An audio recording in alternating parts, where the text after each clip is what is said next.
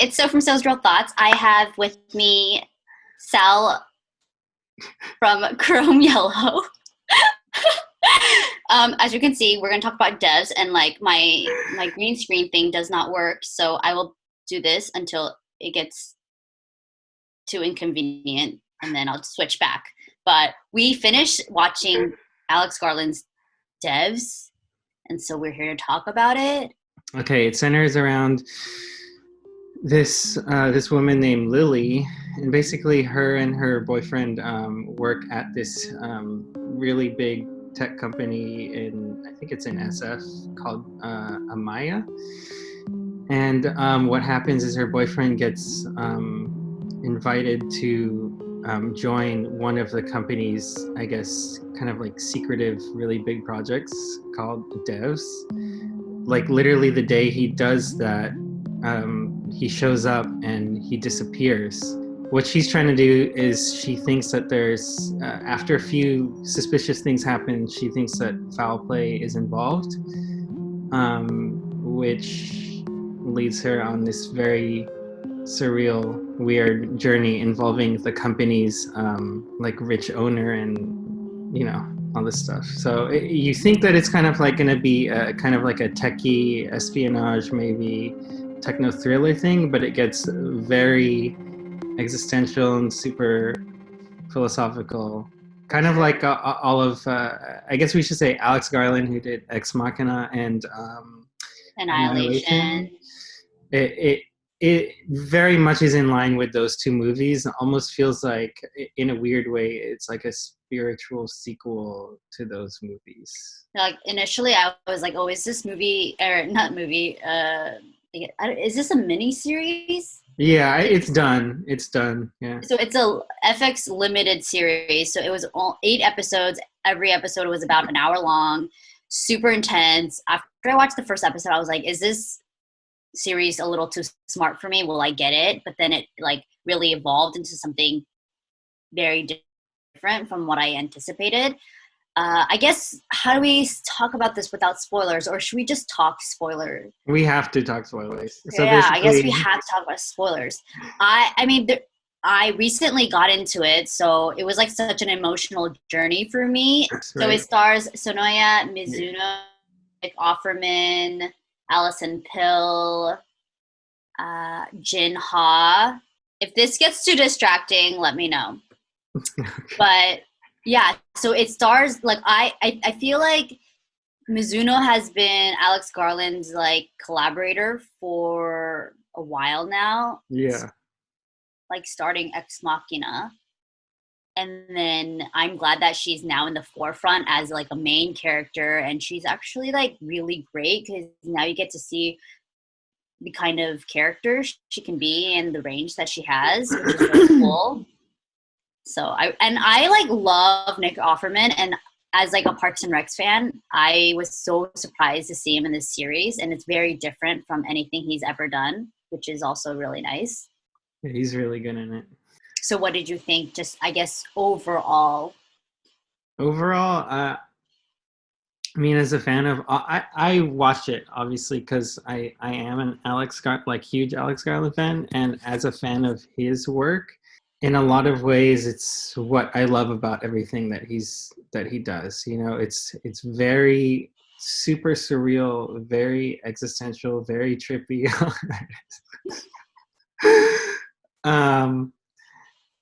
And tackles a lot of like deeper questions about the idea of existence. And so it's like the story. I think a thing about his movies or his stories is that, or since he's been directing at least, because he's been writing stories, but his directorial stuff is pretty recent, is that he likes to take a very simple, almost bare minimum premise, and then he explores like the ideas behind like the decisions or the actors that or actions that his characters make. His stories aren't as plot driven, you know, they're more like conceptual or like symbolic. And on that aspect, I think Devs fully like I've never seen a show like this. There's a lot of weird, unsettling, crazy stuff in here that I've never seen before. I will say I think maybe it was a little too long sometimes. Like maybe I thought some episodes maybe like I don't know, could have been a little I mean, I think compressed. sometimes But it explored a lot of things that I was like, I don't know where this is going, like why is this necessary? But I think it's hitting on like the bigger themes of yeah. I get it. Like whenever I watch Alex Garland's films or anything that he does, I know that it's somewhat bleak and very truthful to reality, whether it's like in relation to science, time, uh, what it means to be God Mhm. and be in control of your life, whatever that means. And like I knew going into this, I was like, how are they gonna, for one, how are they gonna end it? Because it's such a Mhm. grand premise. And like I knew it would be twisted in its own way. It's not just gonna be straight up like quote everybody dies. That's like not how he does things. Yeah. Or like It's the ending. I think a lot of interesting things are in the show is that like it's not like necessarily any of the ideas are new or things that you haven't heard of, or like the show doesn't end in a way that is like totally original, but the way that it happens to me is very mm, unpredictable or like unexpected, or we're like this feels like a natural ending or resolution, but I didn't expect it to happen that way. Do you know what I mean? yeah. Which I think is very interesting. I always think when you dabble in this theme of what's that called, determinism or free will, it's always like what is the right answer, and it can be unsettling if everything is predictable and you already know the future. Like if I had the power to know the future, like I don't know if I would want that at all. I Hmm. think I would rather just be like, ignorance is bliss, Yeah. because I do believe that things have repercussions. And I don't like, I guess it was the first time where like there you have a set path and you have no control over it. Because throughout this entire series, what's her name? Sonoya Mizuno's character is always like a proactive one. She's not one to kind of lay back and chill. She's always like doing something. And for her to actually like I think there was one scene in the very the finale where she's like she has no control over it. Like even what she's saying, she has no control over it. It's just coming out of her. So I don't know at what point she was able to kind of break out of that. Yeah, I think that's the interesting thing too. Is I mean, basically, what the dev system what is it's like it's a quantum computer that is able to see the past and the future using like algorithms and complex um, computations, right? And so like they're basically they are, and the show comes down to comparing that, like what is like the like if an algorithm crunches the numbers and says this is how it's supposed to happen versus your real life where like all these things had to occur to get you to make a certain decision. It's like, well, are you really in choice, or did you really choose to make that decision then, or did the circumstance make that decision for you? It's just really interesting to see how they deconstruct and explore that idea throughout this story. Mhm. And of course when you get to the ending and they bring in, spoilers again, the multiverse, and you're like every choice leads to another decision, or like, and then the whole thing about them being resurrected through um, the simulation, and being like, well, what's the difference if you know what I mean, if this computer, and this is kind of where the fantasy of the show comes in, if this computer is able to completely understand who you are, the choices you make, the way that you'll feel, then what is the difference between that in reality? So it gets really deep. And then I read this whole thing too about it being like, well, if this simulation is in this path of reality, then are there many other simulations nested within the simulation? Like how deep, like the primary plot line of the show we watched, is that really the first simulation, or is that, is at the end, are they starting the first one, or have they already done this the million times that, like Forrest and Alison Pill's character have talked about seeing it? You know what I mean? How many times did it get them into Forrest's happy ending universe? You know what I mean? So it's like there's a lot of it can just keep going in an infinite circle, which also I only noticed in the last episode that Lily is wearing a necklace with the infinity symbol on it. So it kind of has that going for it too. It's like how many, like it's just going in a circle. All great points. There's like so many little things that I know Alex Garland is like one of those directors that every little thing has a meaning. Mm-hmm. Even like the reveal at the end about how the V is actually a U or something like that. That was really cool. That was like, oh my God, like what is going on? Like I did not see that coming. So in essence, it's like basically, or how I read it anyways, Forrest, he loses his family and he basically creates, in his own way, it's like he creates a god basically. You know what I mean? To get his family back. I mean, there's a Rolling Stones article that came out with Alex Garland, and he kind of goes into it. I'll probably link it down below or something. But I feel like in Ex Machina, it's like what it feels like to be a god.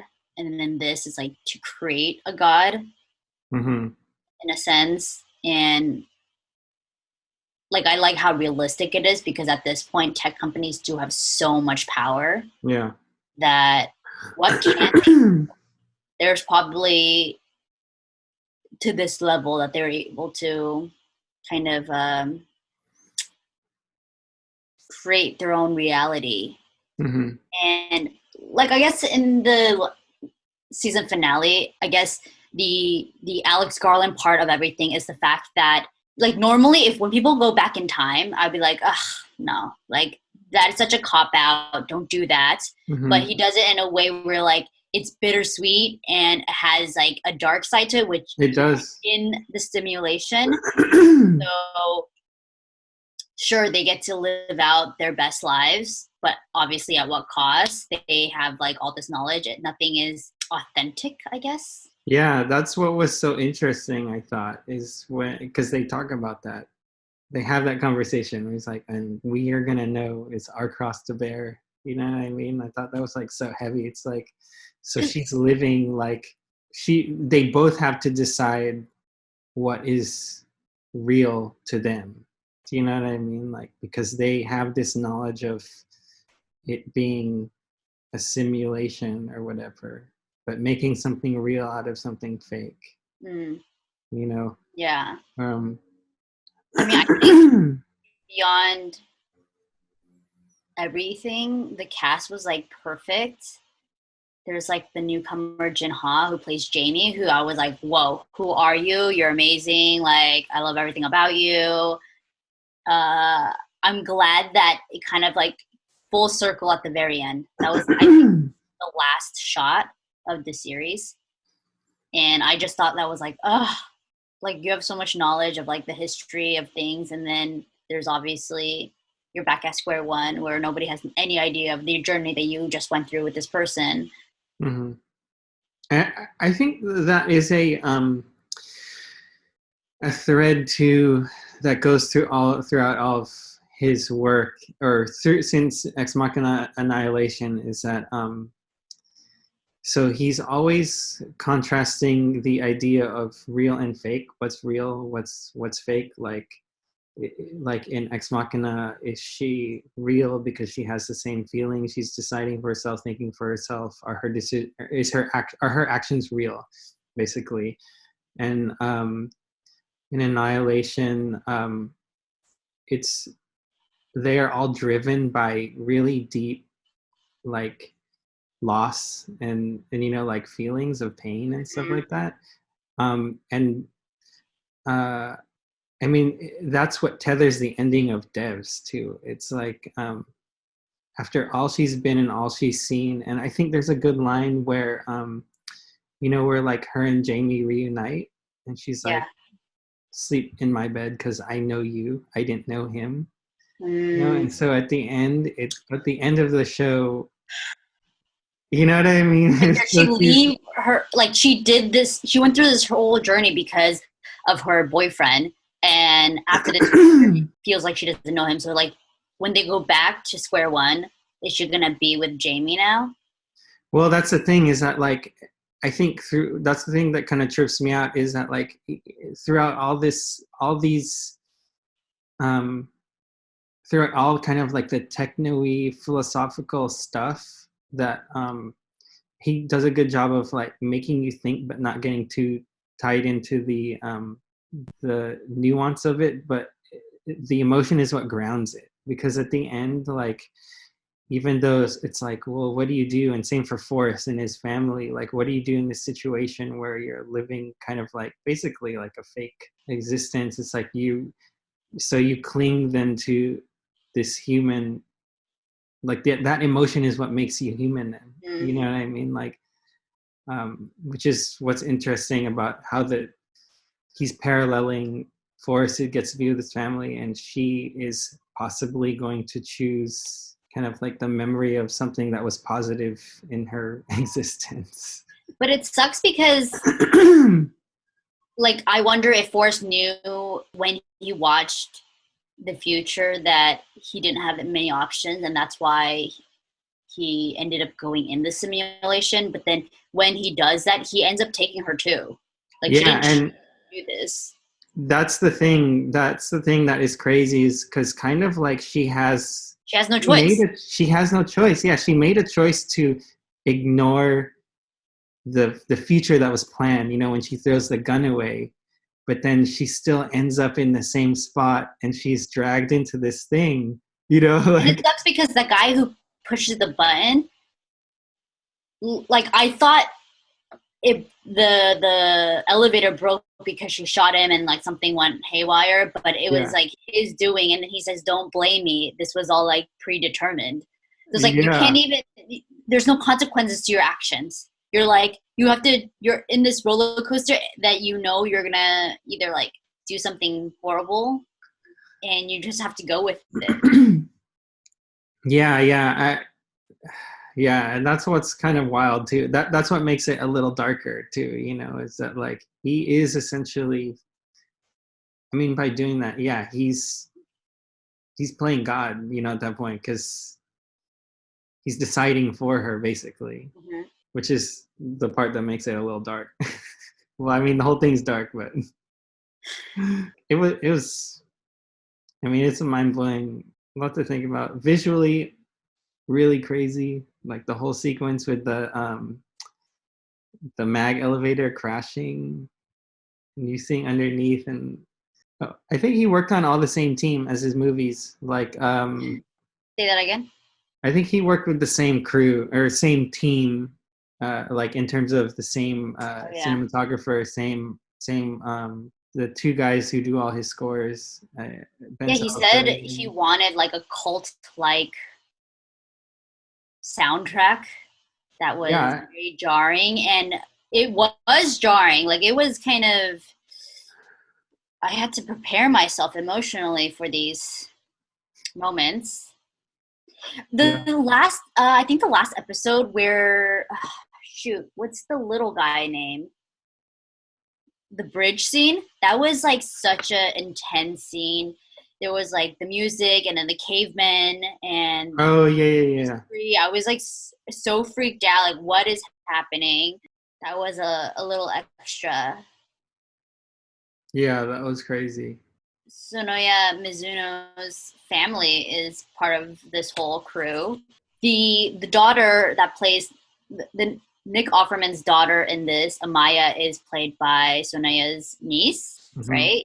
And I think her two sisters are also on the crew as behind the scenes camera person, and then something else.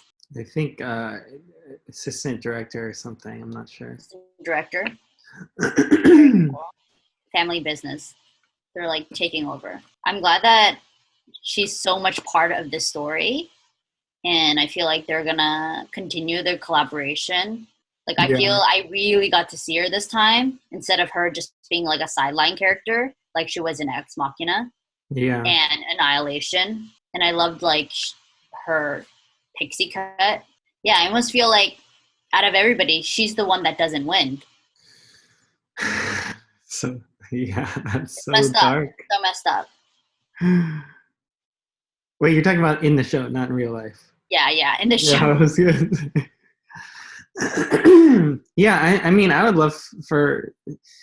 I'm curious what he does next. I mean, she's in. She's in Annihilation. Yeah, she's the dancer at the end. I hope they do more stuff together because. Would you recommend this series to anybody? Oh, of course, yeah. I mean, I would say especially if you like Ex Machina or Annihilation, then Annihilation's honestly so underrated. I feel like nobody watched it. Oh, wait, I think turn off again. Sorry. This just look too freaky. My green screen does not work. Look at my teeth. Sorry, I can't stand Tony crying at the door. Oh, it's okay. I mean, it's a long one, but I think it was really interesting.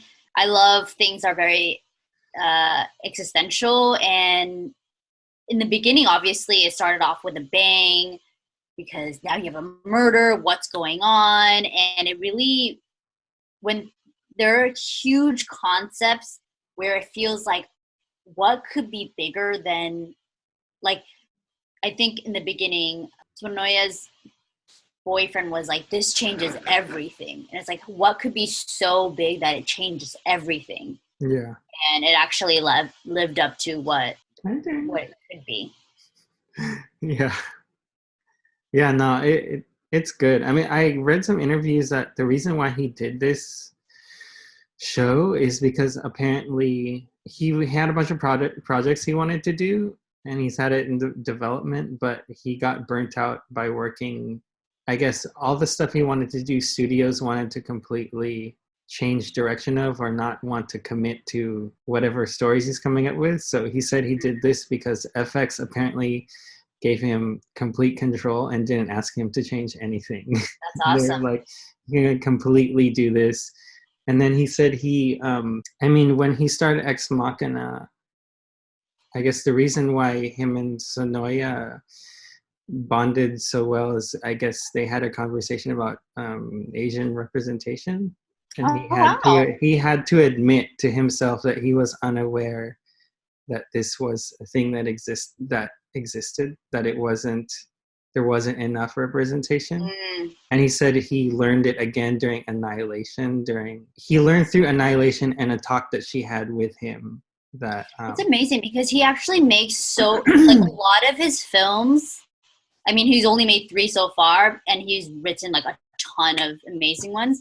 But he's very much a feminist, and he talks about like toxic masculinity and like women are always on the forefront of his stories.